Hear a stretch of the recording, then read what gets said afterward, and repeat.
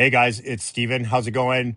Just wanted to give you an overview of my bass rig. I've had a few people reach out and ask me what I'm running for my stream videos, my bass videos online, and I just wanted to give you a quick overview of what I'm running here.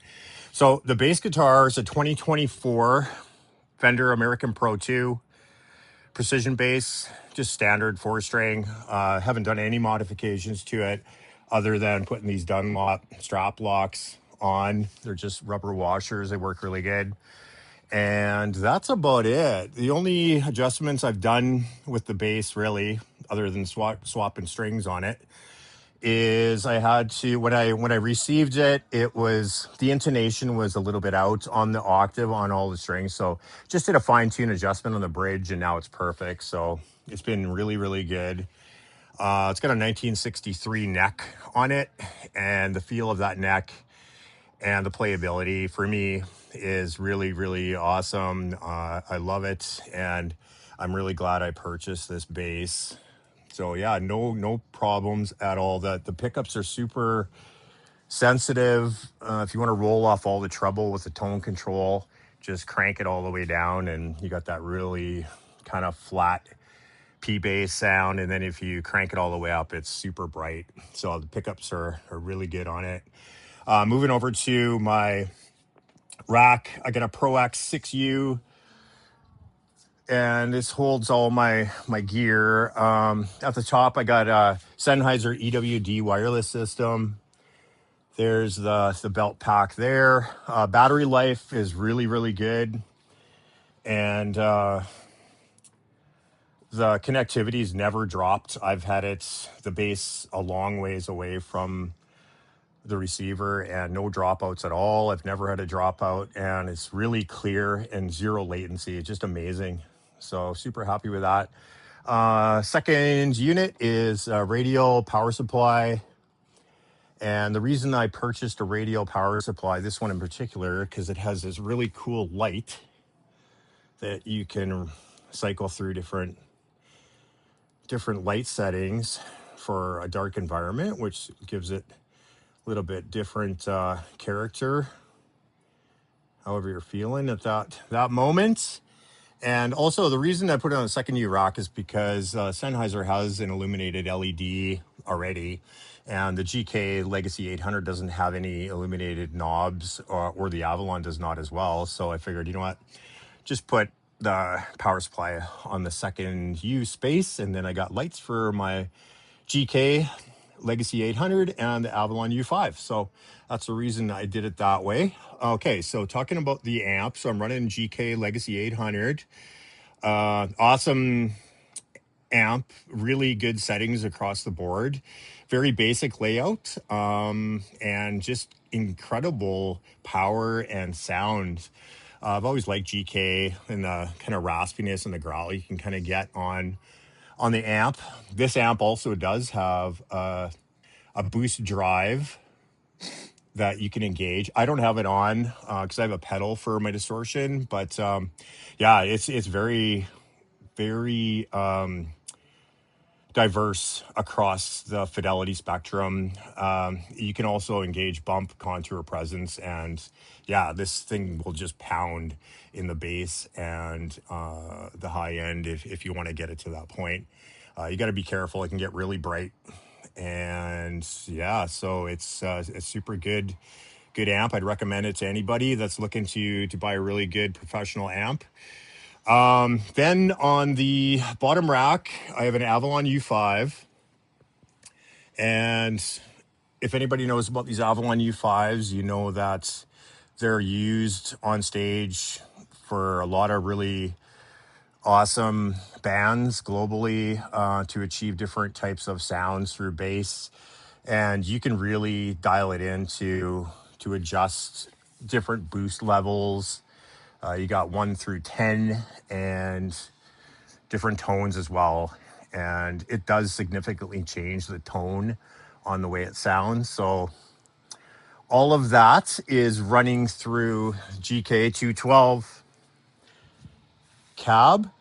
GK 212 cab also has a tweeter, and this thing pounds. Like, it really pounds. If you want to crank bass without any distortion at a high volume. These speakers can handle it. They're really well built and super lightweight. I'm really impressed on the weight of the cab. It's not too bad at all.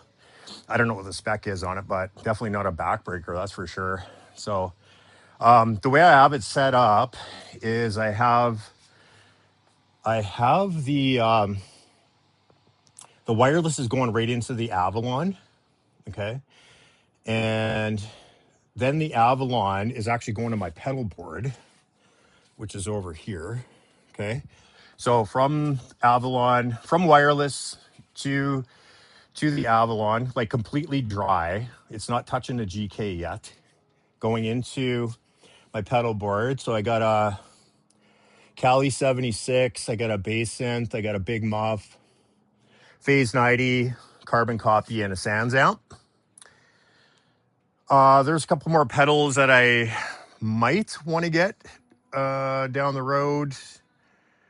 I was checking out that Chancellor volume wah distortion pedal. That looks pretty cool. But not 100% sure what I'm going to do yet. What I have right now is working pretty good. I have had a whole bunch of different pedals on here and stuff like that. But when I bought that bass synth, it's pretty awesome. Like you can dial in some pretty cool different sounds and stuff like that. So, but okay, so it's going from the Avalon into pedal board and through the chain out through Sans amp back into the GK. Then I'm further adjusting the amplification settings to cater to the fidelity from these pedals. So you can really dial it in so the pedals actually come through in the mix really well. And also maintaining good bottom end, having that Avalon DI direct. So basically, from the pedal board, so how I'm getting it broadcast live is I set up my camera in my tripod over here, and I'm running everything through a Zoom AMS 44, which is right there. So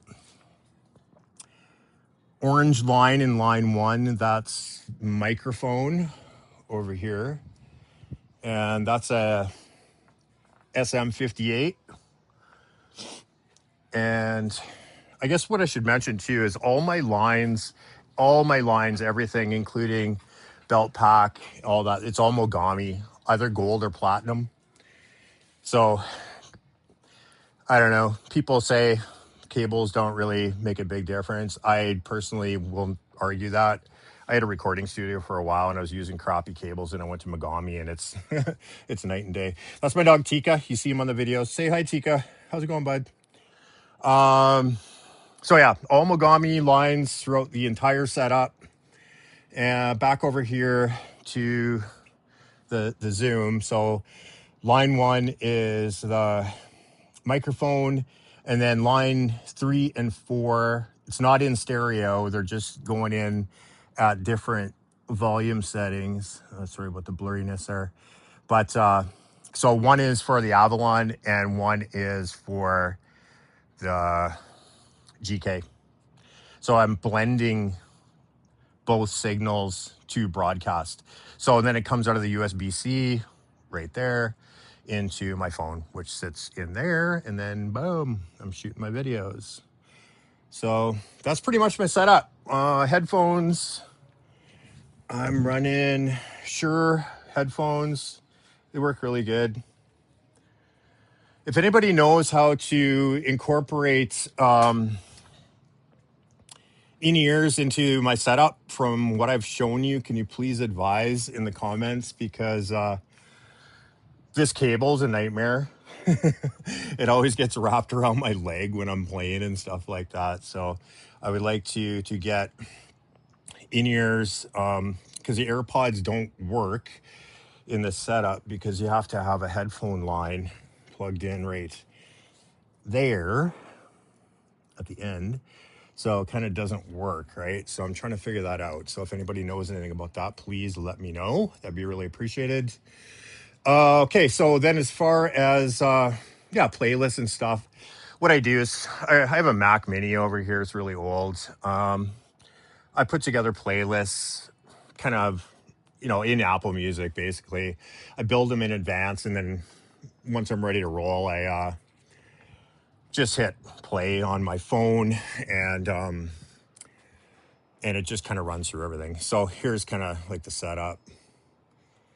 So yeah, hope you guys appreciate the videos that I'm putting out. It's a lot of fun and just getting going on different social platforms and whatnot. So I play in a local band. I played with a lot of different bands in my life, in Western Canada, anywhere from Saskatchewan to Alberta to British Columbia, in those provinces. So yeah, so I'm playing with a band that I used to play with years ago again right now. So I'm just in the middle of practicing a playlist that we're putting together. We got to practice next week in Regina, so super excited about that.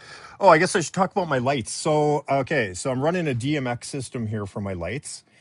A buddy of mine, a neighbor, helped me install this. It's actually his gear, and gave me a heck of a price on this stuff, so it was really cool. But anyways, you can see it's quite an installation. There's a lot going on, but yeah, it gives it gives the setup really cool kind of lighting and stuff like that. So with this DMX controller, you can go in and adjust different delays on what colors will go to what bar and all kinds of stuff like that. So yeah, so this area over here, if bands come over, I throw the drummer in there and just got a light there shining for illumination. Say hello, Chica. Okay, guys, right on. I really appreciate your time. Thanks for checking out my video and my bass playing online, and comments and everything like that means a lot to me. So peace out, keep it real, and we'll talk to you guys again. Cheers.